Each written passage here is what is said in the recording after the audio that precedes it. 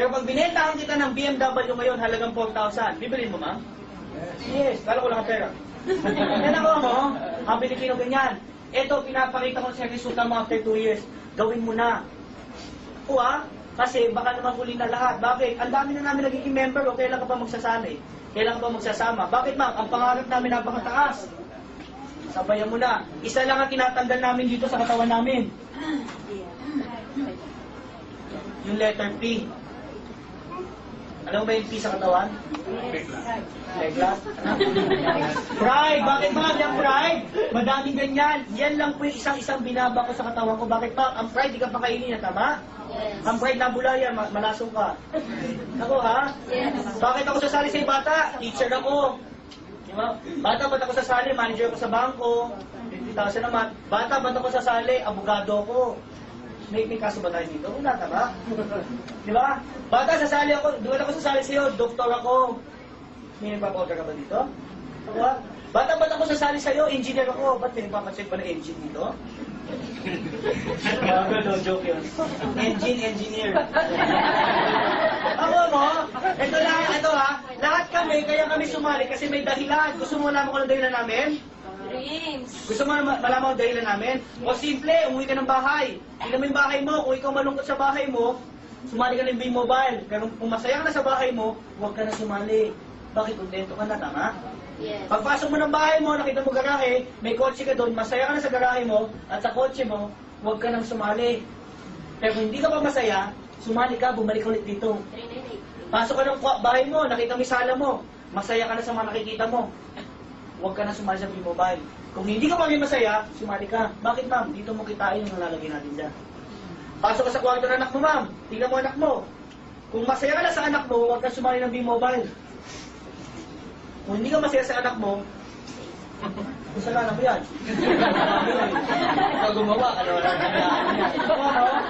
Ako mo, masin nila, may dahilan kami dito. Kung gusto mo sumagang buhay mo at maging milyonaryo at may pangarap ka at gusto mo kunin to, sumali ka. Naku, malakpak mo naman ganda doon. Hindi lang ha, hindi lang ako ang kumita dito. May isa po kami mga dealer dito. Ngayon po, magdadalawa na ang kotse niya. Siya po yan, 22 years old lang. At na-explain namin ng business. Ang maganda pa dyan, pinsan ko siya. Ang malapit pa dyan, single. Ay, hindi, may girlfriend pala. Pero hindi sila kasal. Kaya sila na yung negosyo. Ito malupit. Ang weekly po na kinikita ngayon, humigit ko mo lang 150,000 to 200,000 per week. Bagong graduate pa. Ito malupit. Salampakan naman natin si Mr. Gordon.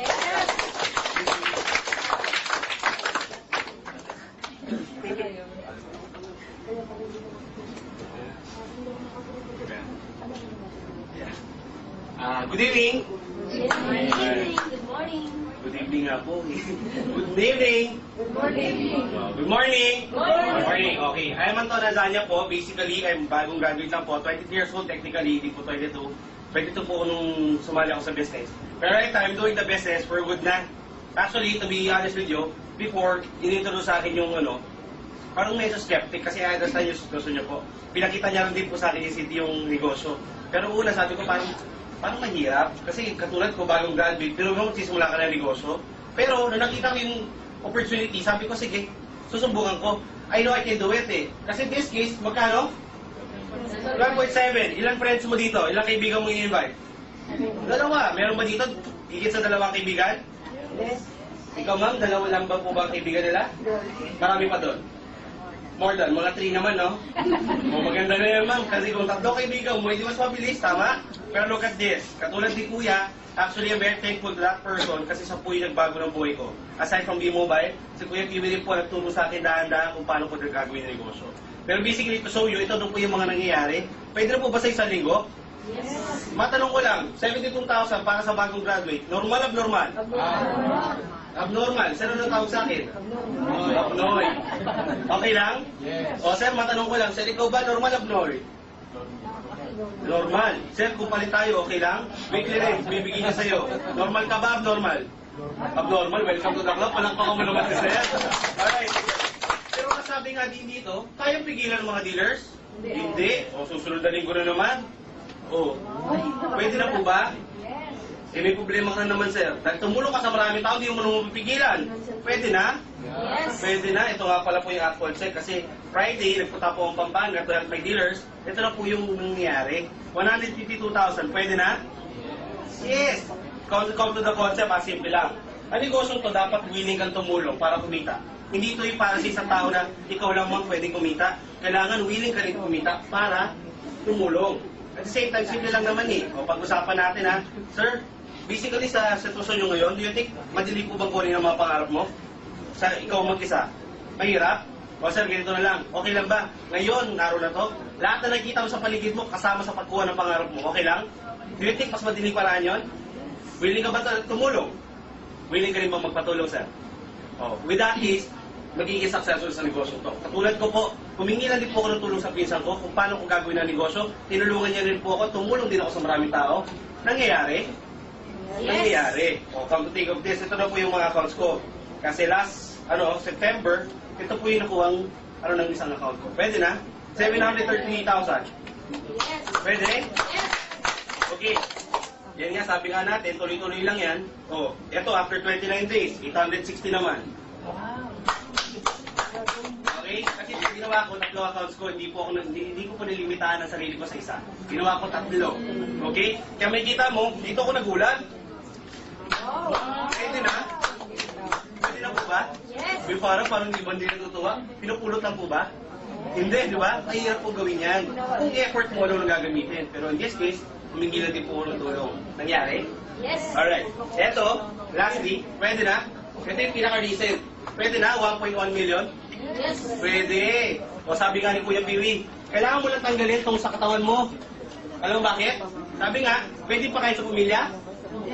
Hindi. Pwedeng bumuhay ng pamilya? Hindi rin. Kasi pag pinakain mo sa pamilya mo ang pride, sabi nga niya, bubula ang bibig ng mga yan. Sabon? Okay? Sa negosyong to, tinanggal ko lang to. Marami nagsabi sa akin, alam mo, hindi para sa yan. Kasi nung pag-uwi ko sa bahay, in-explain ko yung negosyo sa nanay ko. Sabi sa akin ng nanay ko, na, nahihilo ka na ba? Oo. Tatay ko, sabi ko, Dad, hindi ka na kailangan magtrabaho. Ako nagagawa ng paraan. Pero nung sinabi ko sa kanya yung 900,000, sabi sa akin ng tatay ko, na, gutom ka ba? Sad is to say, pero normal po yan sa ating mga Pinoy. So, see is to believe. Tama? Kabaliktaran tayo ng mga insect. Gusto ng mga insect?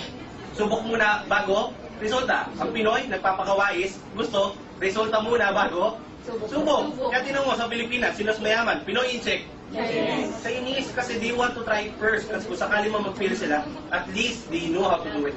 Again, kung paano tama na. Sa Pinoy, hindi. Hindi pa niya nasusubukan, ang dami niya kagad sinasabi. Tama? Tanong, nag-buy ka na ba ng training native? Kasi katulad ko, ginawan ko lang din ng paraan.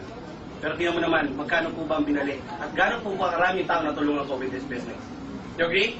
Yes. Alright. Hindi mo ba, simple lang. 3 months ko lang itong ginawa. Nung sabi sa akin ng tatay ko, meron kang 3 months para gawin yung negosyo. Pag hindi ka nag-succeed in 3 months, pumunta ka ng Singapore, doon ka magtrabaho. Sabi ko naman, sige Dad, give me 3 months. Pinayagan niya nga ako, pero araw-araw sa ginawa ng Diyos, araw-araw niya rin ako sinisigawan. Araw-araw niya rin ako napagalitan. Pero alam mo, I never take it against them. Kaya sabi ko nga, malamang may rason siya kung bakit niya ginagawa sa akin yun. Pero sabi ko nga, kung di-discourage niya ako, sinachallenge man lang niya ako, ginawa ko, dinoble time ko lang yung trabaho ko. Kasi in that case, ibig sabihin, may rason siya kung bakit niya ginagawa yun. Tama? Pero, in 3 months, B-Mobile po. Kaya sobrang proud ako sa negosyo to. Kasi tinanggal ko lang yung pride. Alam mo, pag tinanggal mo pride, anong balik? Tanong mo sa akin ano? No. Tanggalin mo lang yung pride. Anong mabalik sa akin? Right. Okay? Ito po, papakita ko rin sa inyo. I'm very proud of this car. Okay? Ngayon po, after 3 months, nakabili ako ng sarili ko Nissan Sipiro. Wow. Kung titingnan mo, hindi ito yung pinakamahal, hindi rin po yung pinakabago. Alam mo bakit ako sobrang proud sa coaching to? Kasi every centavo of this, akin po. Hindi po ito galing kung kanino, hindi ito galing sa parents ko. I own it. Okay? Tapos last week, nabili ko na rin po yung sarili kong Expedition. Okay? It's because also of the help of B-Mobile. Kaya sabi nga natin, gawin mo itong negosyo, hindi lang because of money. Do the business dahil alam mo, nakita mo sa negosyo to, may pangarap kang pwede mo kunin. Klaro?